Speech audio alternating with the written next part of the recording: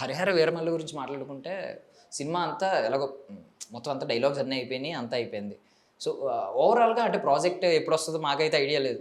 So దాని గురించి ఏదో తెలుసుకోవాలనుకుంటాం కదా సమ్మరి.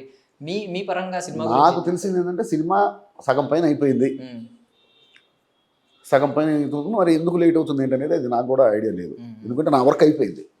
అదే మీరు చూసిన స్క్రిప్ట్లో ఓవరాల్గా దాని గురించి ఏం చెప్పగలరు? చాలా గొప్ప సినిమా అది, చాలా గొప్ప సినిమా. కళ్యాణ్ గారికి చాలా కొత్తగా ఉండే సినిమా అది. అది అసలు కళ్యాణ్ గారి ఫ్యాన్స్ ఏమేమి కోరుకుంటారో అవన్నీ ఉంటాయి ఆ సినిమాలో. అద్భుతమైన సినిమా. అది ఎప్పుడెప్పుడు వస్తుందా అని చెప్పి నేను కూడా ఎదురు చూస్తూ కూర్చున్నా. అంటే ఖచ్చితంగా, ఎందుకంటే కళ్యాణ్ గారు అలాంటి జోనర్ ఇప్పటిదాకా టచ్ చేయలేదు. కొత్త జోనర్ లైక్ గౌతమ్ పుత్ర సాతకర్ని, సైరా నరసింహారెడ్డి, ఈ kind of looks complete. So ఇంకా అవి హిస్టారికల్, ఇది ఫోక్లర్, ఇది జానపదం. అంటే హిస్టారికల్ నేపథ్యం ఉన్నటువంటి, చారిత్రక నేపథ్యం ఉన్నటువంటి జానపద చిత్రం. దాని బ్యాక్డ్రాప్ ఏమో హిస్టారికల్, అవునవును సార్, బట్ ఆ కథ ఏమో జానపదం. డిఫరెన్స్ ఏంటి సార్? మాకు అంటే తెలియక అడుగుతున్నాను నార్మల్గా. హిస్టారికల్ అంటే రియల్గా జరిగింది, జానపదం అంటే జరగంది.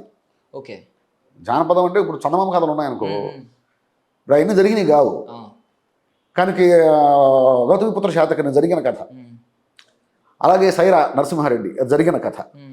సో ఇవన్నీ హిస్టారికల్స్. ఇది వచ్చేసరికి జానపదం. ఎలాగ బాహుబలి ఉంది, అది జానపదం, అది జరిగిన కథ.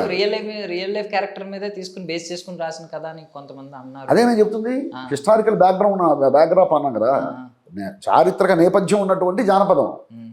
కథ జరిగింది కాదు, కానీ జరిగిన చరిత్రలో ఉన్నటువంటి పాత్రలు ఉంటాయి, ఆ పాత్రలు ఉంటాయి.